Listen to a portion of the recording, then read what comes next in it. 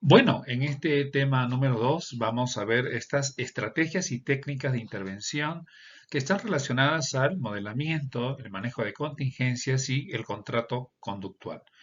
Hay que recordar que cada una de estas estrategias y técnicas de intervención clínica obedece mucho no solamente a los casos clínicos que vamos a atender y al motivo de consulta, sino también a las distintas variables sociodemográficas que nosotros vamos a tener tanto en los niños, adolescentes, personas adultas. Con esa consideración es que nosotros podemos tener en cuenta qué tipo de estrategias y técnicas vamos a utilizar. Recordaremos aquí cuál es el modelo conductual, ¿sí? Nos acordamos de esto, la terapia cognitiva conductual, donde está bastante relacionado a modelos de Skinner, de Watson, de Pavlov, y que luego en el tiempo han tenido una reformulación científica y que actualmente son utilizados en las distintas intervenciones. Recordemos el aprendizaje clásico, operante, el social y el cognitivo. Estos distintos tipos de aprendizaje, por supuesto, está trabajando con la conducta, que esta conducta está integrada por una serie de comportamientos.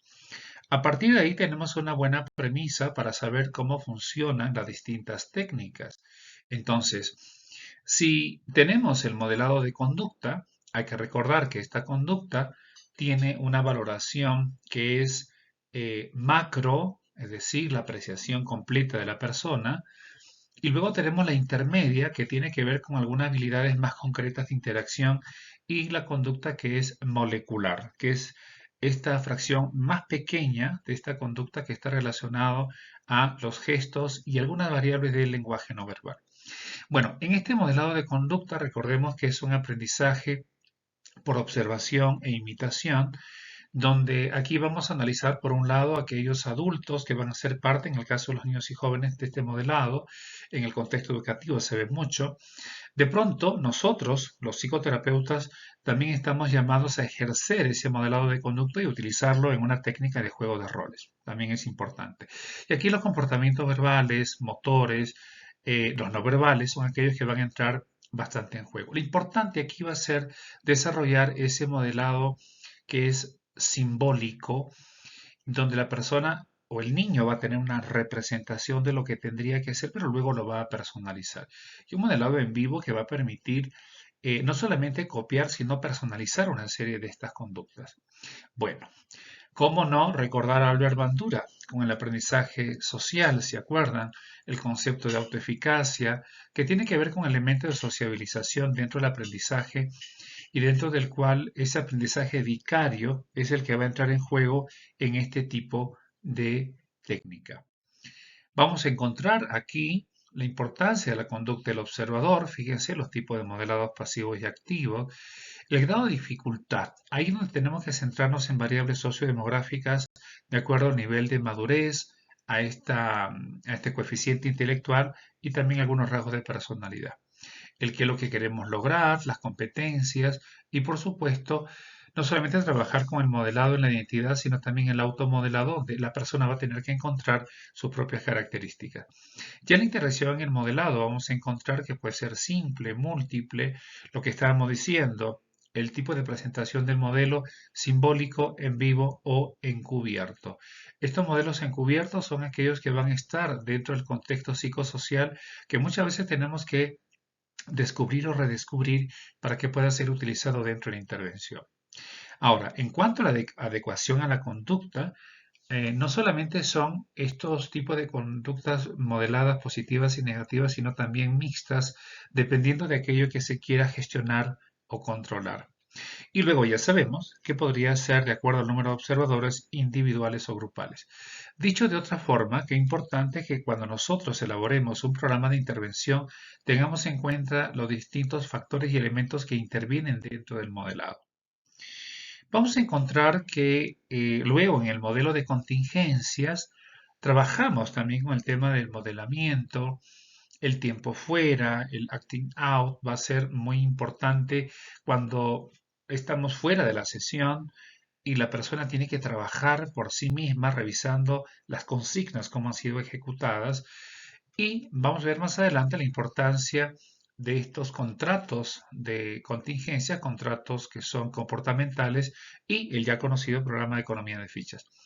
Este manejo de contingencias tiene una mirada bastante de Skinner, donde se intenta modificar la conducta por medio del control de las consecuencias. Quiere decir que si la persona percibe que está en este entrenamiento, que las consecuencias serán positivas, se tenderá a repetir. Cuando no es así, se puede extinguir esa conducta.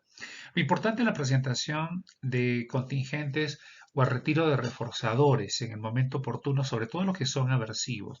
Lo importante del contingente es que pueda utilizarse en el momento oportuno y para que esta conducta pueda reforzarse o pueda debilitarse dependiendo de lo que nosotros queremos alcanzar. Debilitar cuando queremos desaparecer una conducta que no es buena, por ejemplo una conducta disruptiva, y fortalecer aquellos que en realidad son los pilares para lograr ciertos hábitos. Dentro de este manejo de contingencia, lo que ya decíamos, está la extinción, el castigo, la sobreprotección, el modelamiento en sí, la imitación y modelamiento, que tiene que ver con este aprendizaje vicario, y los reforzadores diferenciales e incompatibles. Bien, cuando nosotros queremos utilizar esta técnica, será importante revisar no solamente el motivo de consulta, sino también cuáles son las conductas recuperadas para trabajar con las conductas sintomáticas y aquellas conductas que pueden correlacionarse y nos pueden ayudar a lograr el objetivo. Solo para recordar que el castigo dentro de nuestra psicología es simplemente comenzar a controlar los estímulos que nosotros vamos a trabajar y también las recompensas. Aquí tenemos un ejemplo de las fases de un programa, fíjense, bueno, acá lo tenemos en inversa, que son 11 fases, y lo importante es que nosotros podamos conocer todo el proceso de explicar la intervención, identificar y definir lo que nosotros vamos a trabajar, jerarquizar las conductas que nos interesa, por ejemplo, en entrenamiento de habilidades sociales, saber si hay que trabajar más la empatía, la asertividad, manejo de emociones, etcétera, y luego identificar los reforzadores oportunos y trabajarlo en un sistema de registros para que finalmente podamos empezar ese proceso. Qué interesante va a ser luego hacer una evaluación pre y post para poder darnos cuenta de las modificaciones y también podemos medir los niveles de activación de ansiedad. Lo importante será establecer criterios que puedan consolidar a la conducta, pero que también podamos evitar algunas conductas que se puedan recaer y por lo tanto tendríamos que manejar otras técnicas que nos ayuden a mantener la consistencia de la personalidad. Lo que se quiere es incorporar y mantener un kit de repertorio conductual que se vaya incrementando, que sean cada vez más adaptables y funcionales, y por supuesto, aquellas que no, poderlas irlas desechando. La propia persona tendría que hacer ese trabajo para pasar luego al seguimiento.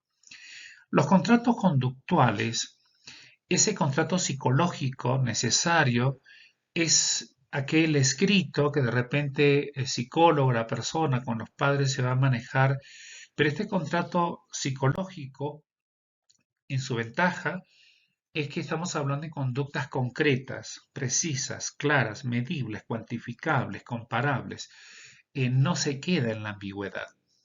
Ahí también estarán presentes los reforzadores oportunos y también un plan de contingencia si es que las cosas no se están cumpliendo en su momento. Una desventaja de repente es el nivel de compromiso que la persona va a ejercer. Los niños no en todos los casos se suman, más a unos adolescentes o algunas personas que no consideran importante el tratamiento que se está realizando y por lo tanto van a relativizarlos. Bueno, estos contratos pueden ser unilaterales, multilaterales, y eso depende mucho de cuántas personas están implicadas dentro de este trabajo.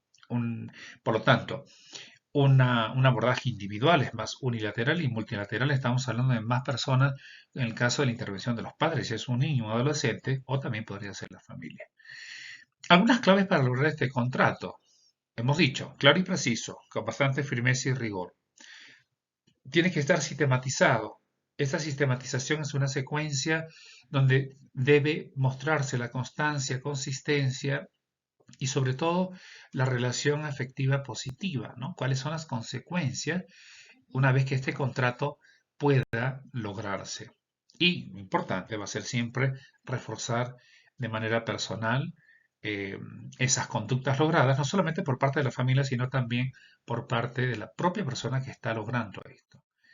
Bien, aquí, ya para cerrar, vamos a ver que vamos a trabajar en un caso clínico donde vamos a responder una serie de inquietudes, ¿no? Por ejemplo, ¿qué técnica cognitiva conductual sería la más apropiada para desarrollar en el caso que vamos a compartir?